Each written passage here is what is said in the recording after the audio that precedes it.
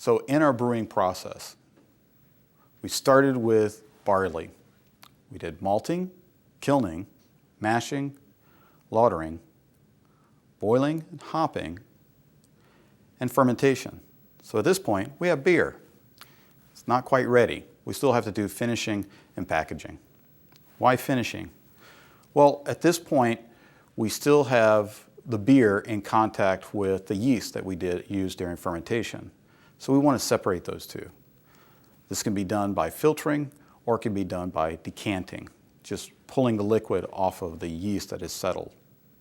At that point, we want to condition the beer. Let it sit for a while. This may be just a few days or this may be months. There's several different ways to do this. One is lagering. As we think about a lager, it was often done in cold.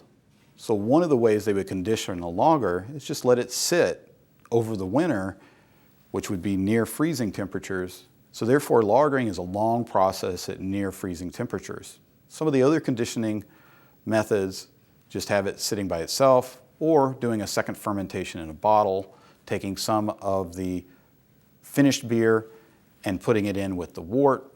There's several different methods to condition. Now, why would we want to condition or even let the beer sit? By letting it sit, some of the harsher acids or astringents will start to coagulate with some of the proteins and fall out of solution or precipitate. This will allow the beer to be clearer and to get rid of some of those flavors that we might not find as attractive. Once we've conditioned the beer, we may want to then filter it. Now, there's a couple of things we can do to filter or clarify the beer. Traditionally, they would add clarifying agents, such as diatomaceous earth or clay. These would help particles precipitate out of the beer to give us a more transparent beer, a clear beer that we're used to. Modern technology, a lot of this is done through filtration with filtering pads or other filtering media. Once we've clarified the beer, now it's ready for packaging. There's several ways we can package it. Now we can package it in the bottle and add a little bit of starter wort to get the yeast active so that we can carbonate in the bottle or a second fermentation.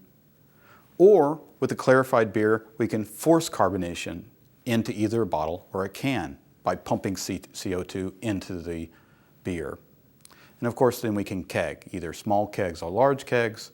These usually are not pressurized inside the keg, but the carbonation is added when the beer is actually dispensed. At this point, we have our finished beer. We've converted barley into malt, added hops, yeast with water, and created beer. A simple process, but the chemistry is very involved. The process of converting the building blocks, protein, carbohydrates, and a few lipids into beer connects the chemistry that you've learned into a real-world application, and one that we enjoy very often, beer.